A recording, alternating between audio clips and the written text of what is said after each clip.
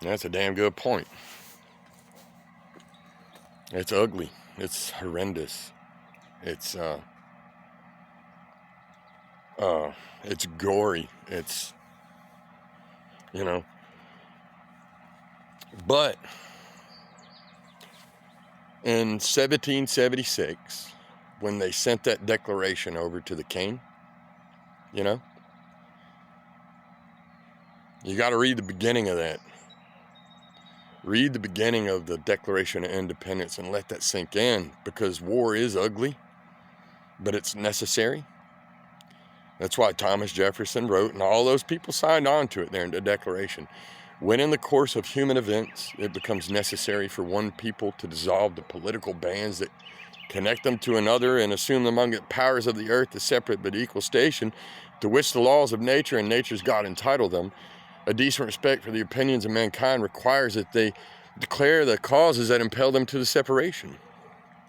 We hold these truths to be self-evident, that God has created all men equal, and that he has endowed them with certain unalienable rights, that among those rights are life, liberty, the pursuit of happiness, that governments are instituted among men to secure those rights, deriving their just powers from the consent of the governed, that whenever any form of government becomes destructive of those ends, it becomes a necessary duty. Now, this is my words now. I've left the quotation. It becomes a necessary duty and a right for the people to throw off such government. It's right there in the Declaration. So I agree, war is horrible. I probably won't survive what's coming, because I'm going to fight with every single inch of my guts in me. I'm going to fight for free trade and travel, and then I'm going to fight to help restore the primacy of constitutional law. And I know the government that's coming, people like me that are in its way, they're going to be out for our blood.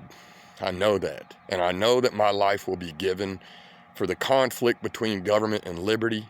I know it.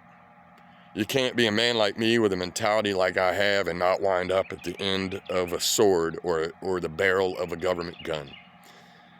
And not because I'm a criminal, but because of my belief in liberty and rights.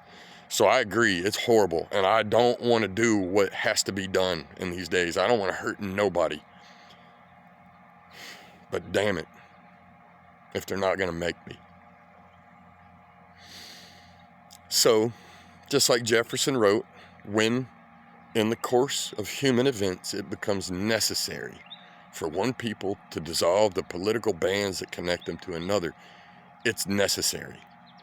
The political bands that tie us to the elite, the people up in Congress, those bands have got to be dissolved. They do not represent us anymore. They don't represent our will.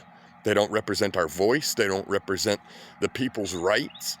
So there has to be a severance between the current established government and the people if the people want to protect their rights. It has to happen.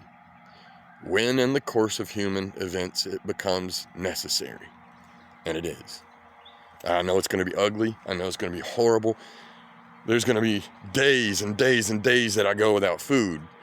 And there's, there's going to be people literally hunting me down when this goes down, man. And I'm okay with it. If you don't stand for something, you'll fall for anything. So, you know what's coming. I know what's coming. Find who you can now first. You won't be able to trust people after this goes down, so find who you can now first. Just a small group, man, 3-4 dudes. That's all you need. If you've seen war and you've been there, then it doesn't take a large platoon of people, especially in guerrilla warfare, to we're not trying to affect change with this, man. We're just trying to do what guerrillas do in warfare. And this is gonna suck. I'm as ready as I can be. I hope you are too.